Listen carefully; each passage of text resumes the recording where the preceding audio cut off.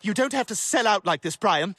Your novel is good enough to be published on its own merits. You think so? Yeah, you bet. Hi, I'm Kitty Monk, and Wait a minute! Brian Griffin is a horrible writer? Yes, Catherine, that's the topic I was going to cover. It's on the thumbnail. Wow, I bet you think you're so clever. What's next? A video essay on how the sky is blue or how water is wet? This intro is going on for too long. Why do I bother? Hi, I'm Kitty Monk, and I'm here to talk to you about Family Guy. Or more specifically, Brian Griffin. Wow, you think you're so... Catherine, shut up. I'm doing this video. It's been far too long since I've covered Family Guy, so, 2 months, I just like to hit all my beats. It's not because I hate Family Guy, I just had massive writer's block, okay? Okay, yeah, Brian Griffin is a bad writer, go ahead. While I am a critic on YouTube and an English major, I am also in training to be an educator, meaning I get to help people reach their full potential and impart my knowledge onto the next generation. Thank you, parents, for entrusting the safety and welfare of your children to a lazy, wine-loving bisexual. And I gotta say, as somebody who is lucky enough to follow her passions, yes, Brian Griffin is a horrible writer. There's no ifs, ands, and buts about it. He sucks. And I know, considering Catherine's comments, I'm not unveiling some big grand mystery, but once you live it, or you've actually had to work to get to where you are, yeah, Brian just comes off as more frustrating. Ironic where there's an episode where he actually manages to land a cushy writer position due to nepotism, and he still manages to find a way to screw it up. However, Brian being a horrible writer, I think comes from a few places, even if we know from Brian's play why he wants to write so hard. No, we don't talk about doggy years a lot, but I just wish you could have waited to find out how talented you were. By the time I'm dead, you won't even be 10.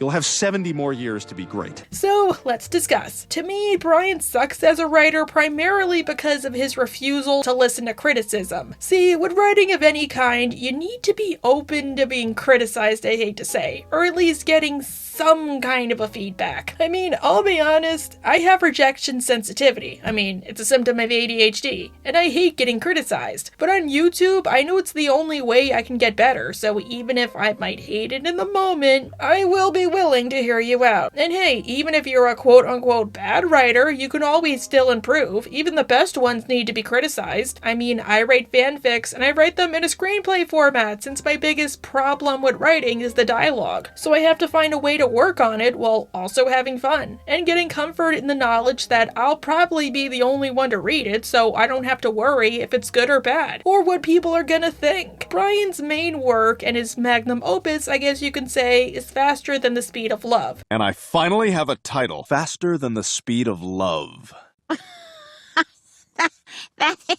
That is the worst title I've ever heard. Pretentious title, but okay. Maybe I could look past that. Don't judge a book by its cover. I mean, The Fault in Our Stars had a pretentious title, but I used to like it. Rather, instead of it being like a love story or something cool, it's basically the movie Iron Eagle, with no hint of irony or salvaging of the original concept or any of the ideas or twist endings or different writing conventions. It's literally just Iron Eagle. That's the movie Iron Eagle. What? Is that a recent film? They made 3 sequels. Okay, in Brian's defense, yes, I understand the feeling. It sucks when you come up with an idea only to discover that somebody thought about it first and they got to it before you did. Like, ugh, damn it, they thought about it first. You know how hard it is to come up with ideas? It's hard to be the bard. And then you're like, yes, I can finally work on something. This writer's block is over, damn it. Yeah, well, in mine, the boys got to gather all these old World War II pilots. That's one of the sequels. But I do think to a degree there is no such thing as an original idea anymore. It's what you do with it. Maybe that idea has been done to death, but you can put your own spin on it. What can you do to make it stand out? I mean, come on. I like the idea of Leprechaun 2, of the leprechaun having a girlfriend. It's just had the wrong focus, because instead of it being about the leprechaun and his girlfriend, it's about some random kid. Something like Bride of Chucky, it handled that premise a lot better. Because, you know, it actually focused on the titular character and the girl he wants to a bone. Heck, even in Leprechaun terms, Leprechaun 4 had the same problem, but it handled the idea of him and his girlfriend a lot better. But nobody watches those movies, so I'm mostly just talking to myself, aren't I? Still, whatever idea Brian comes up with, well, it's just the original idea, but worse. One of the World War II guys is Japanese, but they accept him anyway. Again, look, I get the feeling. Brian, that's why you get a fact checker. Or you collaborate with other writers, because, you know, as Foxy Lady said, you need to be open to collaborating if you want to succeed. However, Brian did eventually get this book published, not by writing merit, but by bribery. In 420, Brian tries to get pot legalized. This was like 20 years ago. God, I'm old. And Quahog is a lot better off for it. Here's Ollie Williams with a Blackie weather forecast. How's the weather look, Ollie? Not too bad. Right on.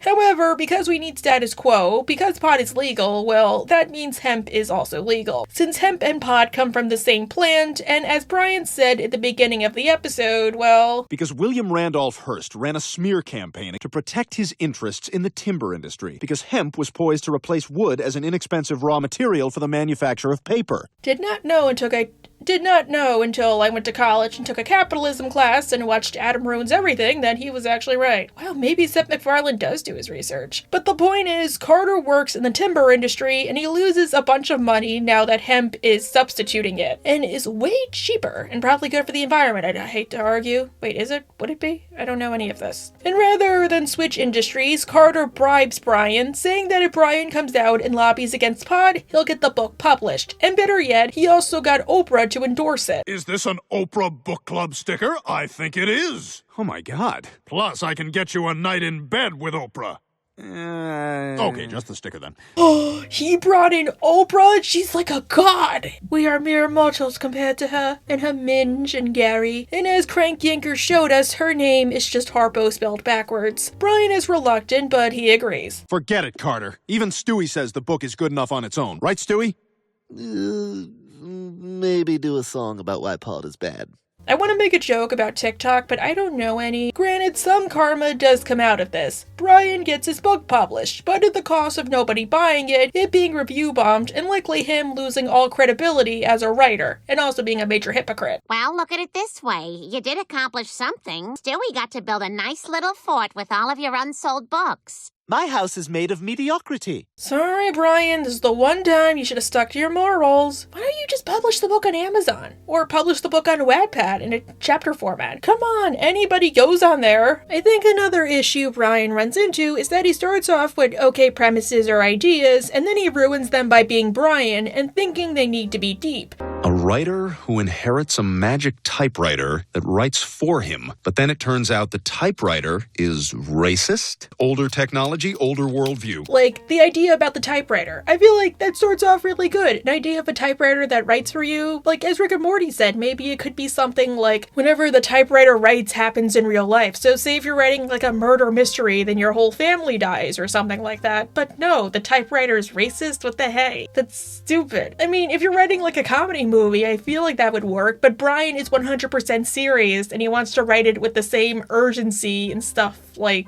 I don't know, give me an urgent book. I'm like improving here. I'm like a horrible improver if you guys haven't noticed. But anyway, since Brian wants to be taken seriously as a writer, well, that's not really where he shines, like trying to be deep in everything. But writing, you can't try to force it. You can try to get better at it, but you can't force it. You need to know your limits, you need to know what you're good at, and you need to build off from there, even if it's not your favorite. I mean, I wasn't the biggest fan of Disenchantment, but it did massively help me develop my skills as a critic, and realizing if I was nitpicking or not, and that if I wanted to be taken seriously, I needed to stop doing that. But Brian often shoots himself in the foot, or rather tail because you know he's a dog, by trying to use the same level of writing and tone for every work, regardless of genre. One time he did this, like in the worst way possible, was in Brian's A Bad Father, where he gets a job on a Disney sitcom, and he tries to tell them, No, guys, come on, where's the Twistusion? Really?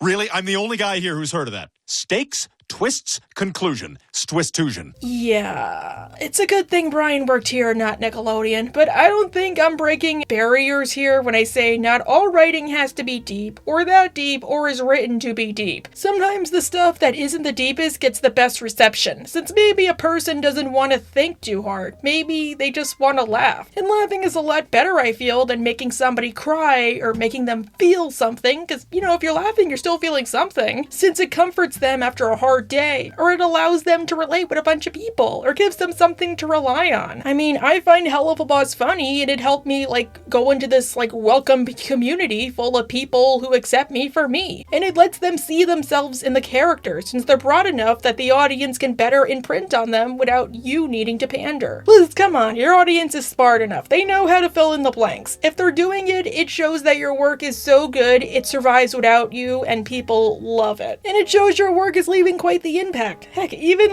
that South Park episode where they said, oh, South Park, Butters' book is not too deep. I feel like it just shows, it's really good in a way. And yeah, it does suck where it's meant to be written bad on purpose, but hey. The viewer wants to feed the fish. Are you saying my 9-year-old daughter wants feed the fish? Now you're asking the right questions. Now you're being creative. And Brian, I think those writers know a bit more than you, considering how they likely worked in this industry for years. You only got that job out of nepotism. Even though, yeah, writing is one of those jobs where you kind of need to know people if you want to get better at it, or get invited to stuff, but you know what I mean. However, while I do think Brian has a point that the show could be a bit deeper, I don't think this is how he should go about it. When I was a kid, my version of a show being deep was a show having storylines, because this was before streaming. I'm old. And hey, I know sitcoms can't include long-running storylines like dramas, but you could have something simplistic. Think Creddy versus SETI on iCarly, where, yeah, it's not anything major, just an okay shakeup that they'll comment on every once in a while, but it could be a way to make the show deep without betraying the spirit of it. Kids would be tuning in each week to see, the love triangle or something like that, or you can have, a double episode, maybe his real dad comes back or something, especially on a Disney show. Instead, Brian gives Dylan a line, which, yeah, it's Disney, so it wouldn't cut it there, but it probably wouldn't cut it on really any other network. Aren't we all on bikes without helmets?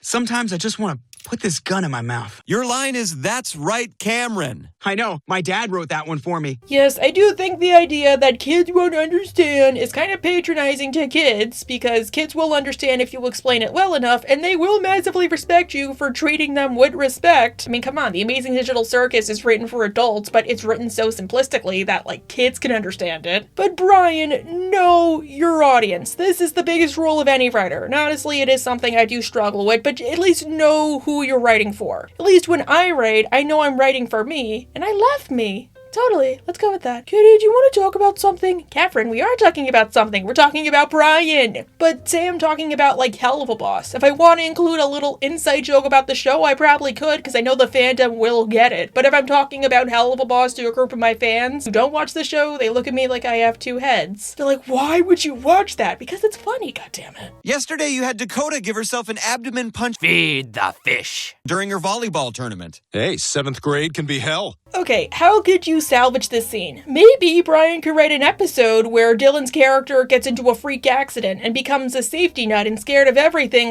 no, I can't ride a bike, what if I fall down? And then at the end he learns not to take everything so seriously, because that's a typical sitcom episode that's deep, and it could showcase Dylan's acting skills, maybe Dylan could cry or something. But I think it's also bad he had to go above and beyond here, considering who it affected most, because poor Dylan. Dylan got Brian that job so they could spend more time together. In BTW, Brian was only willing to spend time with Dylan when he got famous. Oh my god, he's like, oh, I was gonna say Britney Spears' dad, but no. Brian, did you hear that? Your son's gonna be a TV star. Brian?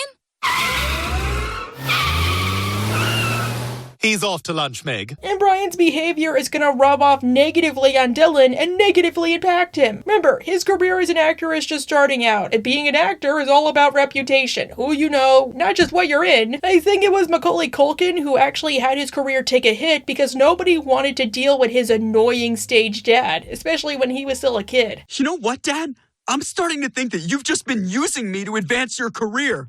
God, You're a terrible father. What? Him? No, Dylan, how could that possibly be? Weirdly, I think the only time this actually worked was in Dial Meg for Murder, since he was given an assignment and it was an easy assignment that he knew how to deal with because he lived with one. I wrote for the New Yorker for a little while. Wow, that's impressive. Are you looking for work? Oh, no. I never have to look too far for that.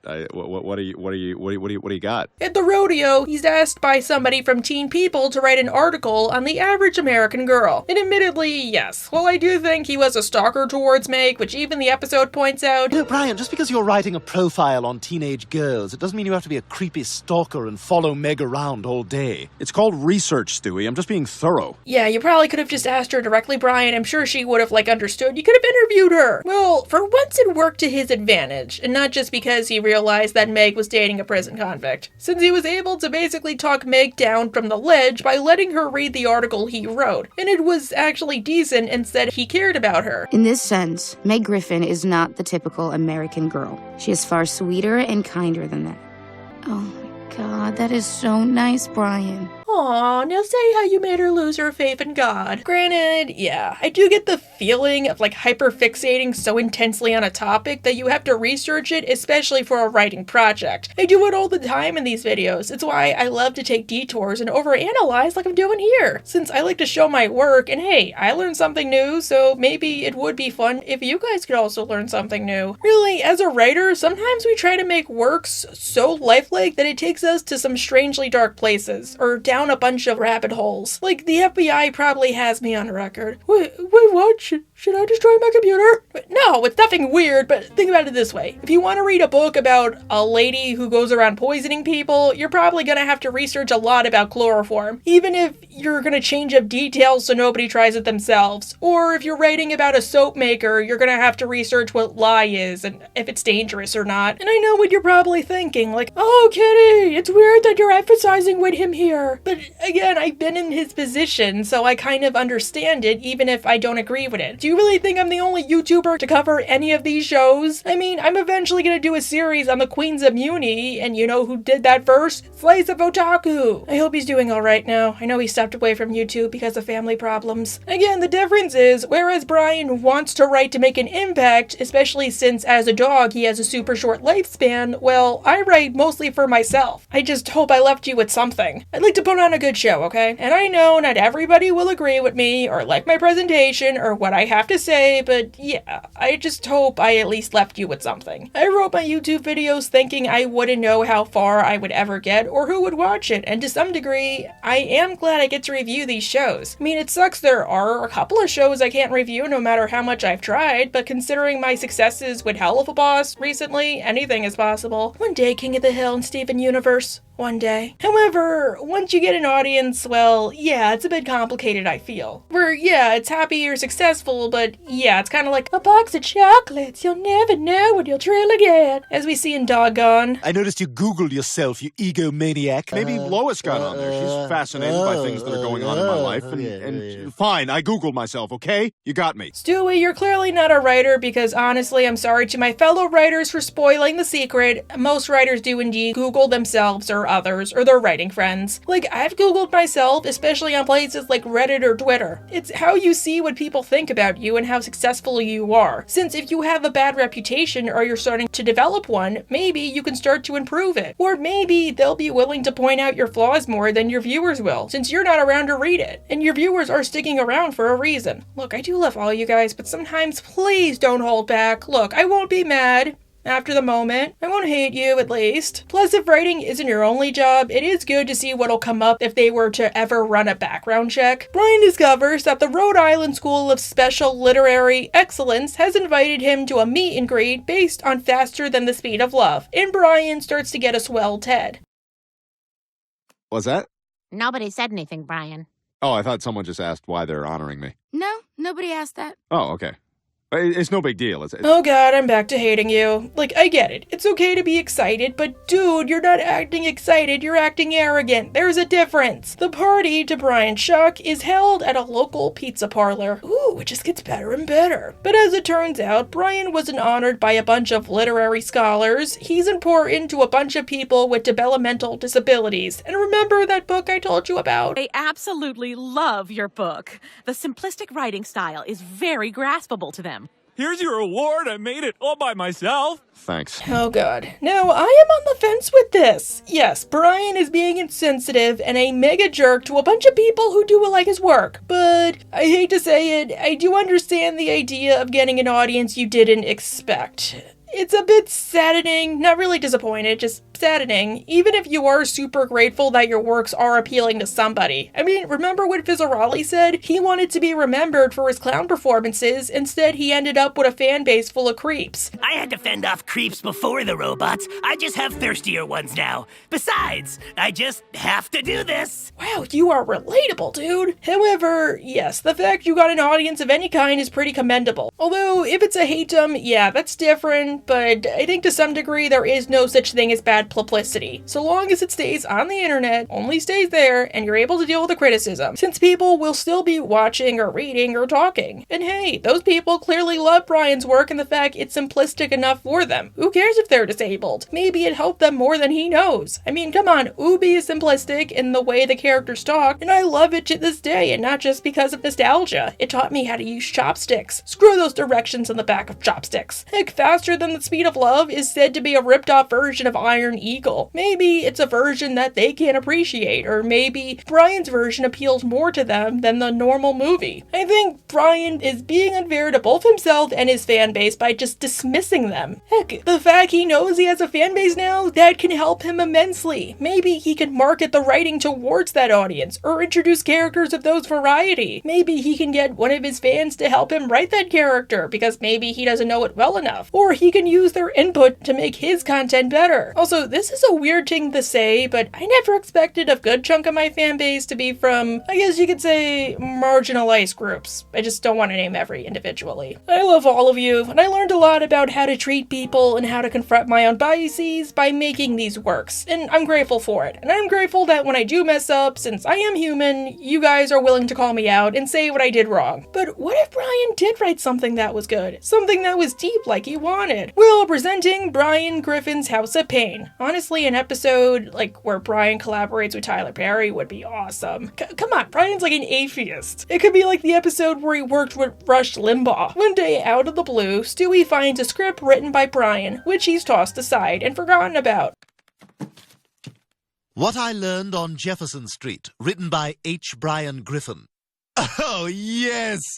Oh, I bet it's gonna suck. BTW, according to the commentary for this episode, the H stands for nothing. And it's just supposed to show how pretentious of a writer Brian is. But who does he think he is? Harry S. Truman? At least Mr. President has the excuse that it was to honor his grandparents. Brian wants Lois to take a look at his work, and even annotate it. Oh god, Brian, do you want to cut to 3 weeks earlier, when you were alive? Hey, you know what I'll do to make it even easier? I'll just go ahead and place this in your hand. There we are, and now when you go, oh, where's that crazy pen? Well, there it is. It's in your hand. But no, Brian's script actually turns out to be really good. Like, really good. And best of all, he didn't steal that idea like that essay he wrote and Play It Again Brian, so kudos. This Brian Griffin? I've never met this Brian Griffin, but after spending the last 18 hours on the internet and in libraries trying to find traces of it somewhere, I couldn't find a thing. But I should say, before we get any further, what even is the plot of this stupid pilot? Well, it focuses on a dude named, get this, Byron, oh god, not Brian, who goes back to college to give him and his 4-year-old daughter a better life. Oh boy. So why is Brian better at writing a script over writing a novel? Well, part of me thinks it's because for once, Brian just wrote. And to be fair, I think it's because he took from his life, which honestly, I don't think it's bad to take from your life if you're a writer, because that might not be how you really feel about somebody. It could just be you like that idea. You've heard me complain about my life on here when I should be discussing shows instead. Sorry if I want y'all to like me for me, but it's a fact that all writers take from their lives, since it's the easiest thing for you to talk about, and it can be quite therapeutic to give your thoughts on it. For example, SpongeBob working for Mr. Krabs was based on Steven Hillenburg working as a fry cook in high school. It was something he knew how to talk about since he did experience it, and he knew how to describe it. Plus, it wasn't a sign he hated his boss. He even said he liked his boss, but he had red hair and he always talked like a sailor, so hey. The trick is, if you do take from your life, you need to make it so you aren't on the nose, or people don't think you were talking about them. And I feel like for once Brian didn't do that, because yeah, he did, but he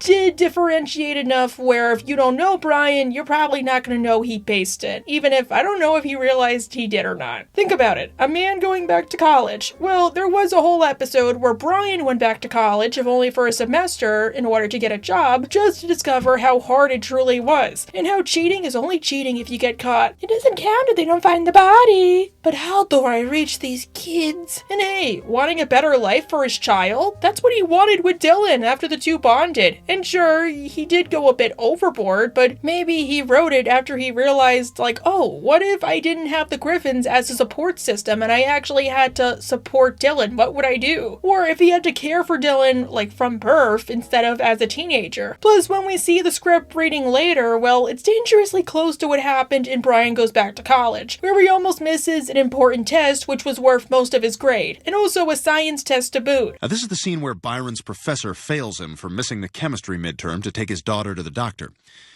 I'm sorry, Byron. Missing the midterm is an automatic failure. Admittedly, as somebody who is in college, if you do run into a life problem and you do have work or attendance, the professors are there to help you. Try to work something out with them or tell them at the beginning of the semester so they know. For something like this, I feel like 98% of professors would be accommodating, or it would be something like they take 5 points off because he did miss it. Especially if he were to privately explain to them that maybe he didn't have a babysitter or support network. I mean, unless you get a jerk professor, but that's why you always go above and beyond if need be. Brian's success starts to turn when Lois gets Carter to get him a connection at CBS to pitch his pilot, which they actually do like, and he even gets Elijah Wood to play his self-insert. So it's got to be somebody who can project a certain amount of world-wise and sophistication while at the same time retaining a certain youthfully passionate idealism. Elijah Wood. Yeah, I agree with Brian's reasoning. Also, Elijah Wood was in Wilfred. Why does nobody remember that show? It's like really good. And there was a dog in it, and one of the Family Guy producers was the developer for it. Wait a minute, is that why they wrote this episode? But I feel like this episode is also a critique on TV executives, where ultimately, yes, it is your show, but you still need to answer to a higher power. Aw, Brian, look at you. It's like you're a Catholic. Brian has a vision, but ultimately, the executives don't agree with it because legally, he doesn't own his own show. Oh yeah, BTW, most creators don't own their own shows. Unless you're somebody like VisiPop or Gooseworks, you do not own your own show. For instance, Elijah Wood is taken out and retooled into James Woods, poor dude, and Brian's words go out the window because he forgot about a piece of candy. Ooh, piece of candy. James Woods is insane. And on top of that, he's like 60. The character of Byron is 25 years old. I know. But what if he wasn't?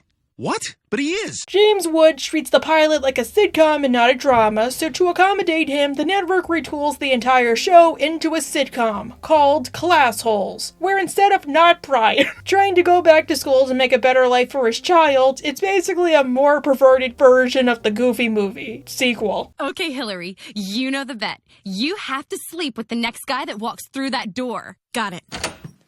Dad? And everything Brian hates about network TV. Cheap laughs, pandering, and a lot of stupid laughs. But Brian holds out because Class Holes got picked up for a full season. We just got an email from the network heads. They want to pick up Class Holes for 22 episodes. Really? Yeah, aren't you thrilled? I'm not sure. Which, yes, this does present quite the pickle. As Brian says, do you go along with it, even if it means sacrificing your integrity? Or do you keep your integrity at the cost of maybe getting blacklisted? I'm drawing the line. I wrote a script that really meant a lot to me, and you guys took it and turned it into something cheap and ridiculous. I've had enough. I'm not selling out anymore. I quit. However, there is one more episode I do want to discuss, which strangely I haven't really gotten to yet, I don't think. Brian's play. In the episode, as the title suggests, Brian actually managed to get a play he wrote produced, financed, and performed. Ignore the logistics of how, because the episode does, so we have to. And honestly, I don't want to talk about Brian's play, mostly about the moral that I have a massive problem with as a creative. Oh, and Brian actually managed to get a huge star attached to this project, apparently. I have no clue who the hell this man is. Let's see, who's in this thing? Victor Garber. That's pretty good. How did he get Victor...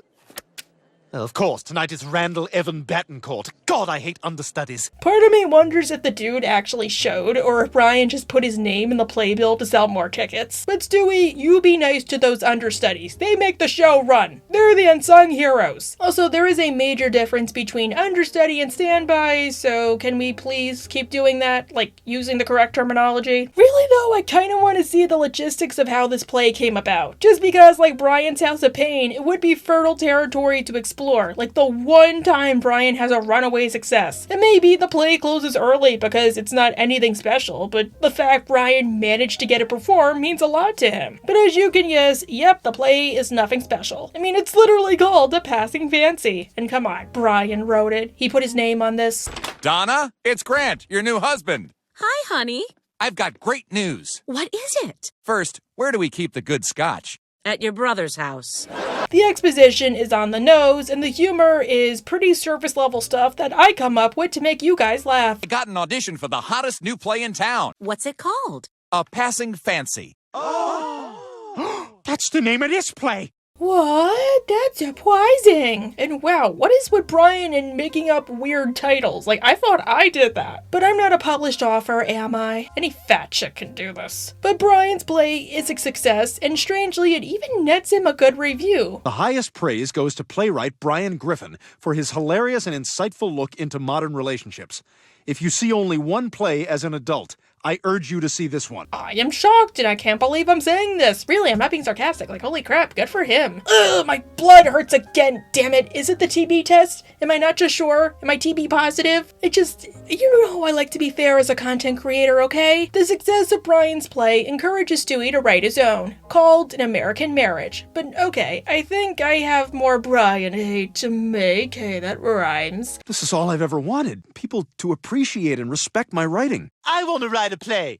Oh, that's cute, Stewie. Maybe someday. Oh, you actually wrote a little play. Brian, you have made an impact on people, and you know Stewie as a friend. At least be respectful, you prick. But yes, Brian's play does net him some success, and I have more ways to make fun of him, so thank you for giving me ample ammo. What's your process? What's a rainbow's process? 2 parts rain, 1 part sun, 1 part childlike wonder. What we do know, though, is that the end result in both cases is joy. I hate you, Brian. I hate you so much. You make my squeedly spooch hurt. I don't know what that is or what part of me it is, but all I know is it hurts. Eventually, Brian reads Stewie's play, and it turns out to be pretty good. Like, way better than his play, and it makes Brian question his own worth as a writer, and the laughter will feel like bullets. That's normal. Speaking from experience, you're your own worst critic. Like, people in my life don't get it. I'll be like, I'm not that big. Johnny and Lydia have more views than me. Or like, oh, you really should watch Reviewed to Death, because he analyzes King of the Hill much better. My videos, they're a piece of crap. Dude, why do you say your stuff is a piece of crap? Why would you do that?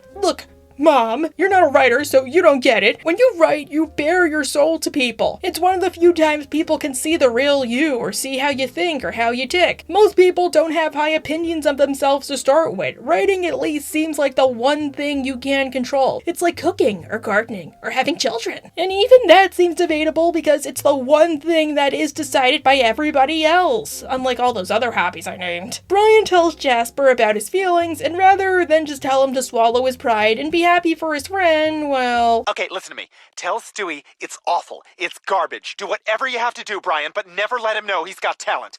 Yeah, you're right.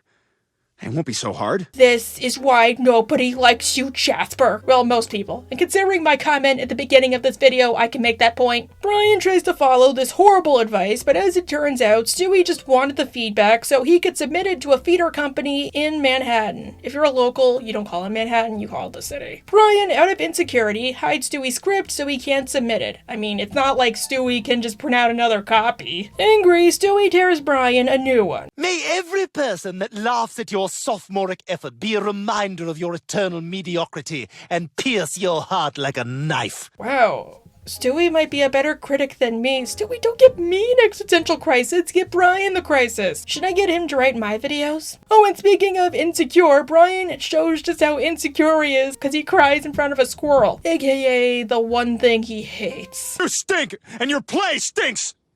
This ain't about me, is it?